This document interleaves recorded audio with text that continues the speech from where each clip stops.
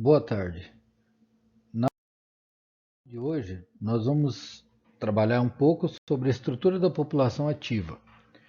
Dentro desse conteúdo, nós vamos estar vendo então de que maneira que a população brasileira se distribui dentro dos setores da economia, algumas causas de desemprego, população economicamente inativa e população em idade ativa. A população brasileira, então, ela está estruturada dentro dos três setores da economia: o primário, o secundário e o terciário.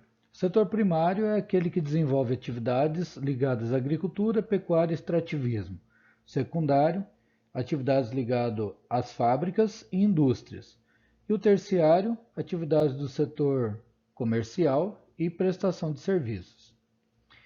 Essa distribuição ela é representada através dos indicadores que nós falamos, PIA, PEA e PI, e cada uma delas tem uma característica diferente. A PIA se refere à população em idade ativa ou idade de trabalho, que atualmente são aquelas que têm 15 anos de idade ou mais. Em 2013, elas somavam cerca de 156 milhões de pessoas, e a PEA, ou PA, ela vai analisar o número de pessoas a partir dos 10 anos de idade, desde que já tenha exercido alguma atividade remunerada, sendo elas ocupadas ou não. Neste caso, em 2013, haviam 102 milhões de pessoas. De repente você pergunta, por que que a PIA está maior do que o número da PA? O fato é explicado pela contradição que existe dentro do Estatuto da Criança e do Adolescente, que vai dizer que menor que 15 anos não pode trabalhar. E dentro da PA eram analisados, então, de 10 anos acima. Então aí é uma contradição. A lei diz que pode ser contado como trabalhador, mas ao mesmo tempo vem o Estatuto da Criança e Adolescente que não permite que essa criança trabalhe. Então, por esse fato, o número de pessoas indicadas nesse processo é menor do que o número da população em idade ativa. Em relação à PI, está relacionado às pessoas que se encontram acima de 60 anos de idade e, portanto, já não exercem mais uma função remunerada. E aí acabam vivendo dos benefícios do sistema de previdência social, sendo ele público ou privado. São os aposentados. Neste caso, os governos acabam analisando essa população como sendo um peso para a economia, já que não produzem mais e acabam recebendo da União. A população que se encontra na PA está distribuída da seguinte forma: 14,7% se localiza no setor primário, 22% no setor secundário, 63,3% no setor terciário. Lembrando que em cada região pode haver mudanças, como por exemplo na região centro-oeste, onde o setor primário tem apenas 12,7% da população e ocorre um acréscimo da população no setor terciário. Tá? Isso devido ao fato de que ocorrem as mecanizações na agricultura e aumenta as ofertas de trabalho nos setores de prestação de serviço. Por outro lado, região sul é a que apresenta um número maior no setor primário, já que ainda existem grandes quantidades de fazendas ligadas ao ramo da vinicultura e também o sistema de cultivo policultor.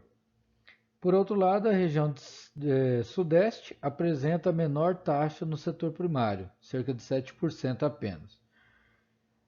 Cada mudança que ocorre dentro dos setores da economia também está ligado diretamente à distribuição na empregabilidade. Tá? Cada vez que ocorre a mudança no tipo de emprego, também modifica a forma de se distribuir. Cada vez que ocorrem novas tecnologias, novas exigências, o número de pessoas pode aumentar ou pode diminuir dentro de um setor. As mulheres têm tentado superar cada vez mais o número de homens dentro das áreas de trabalho, por diversos motivos.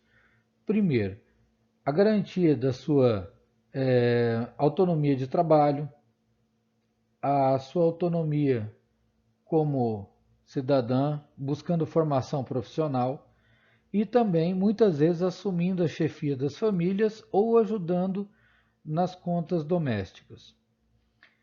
Mesmo que elas tentem superar esses dados, é comprovado que cada ano ocorrem mais discriminações, embora os números de postos de trabalho vão aumentando e o número de desemprego da mulher venha caindo, as discriminações ainda continuam grandemente, principalmente em termos salariais.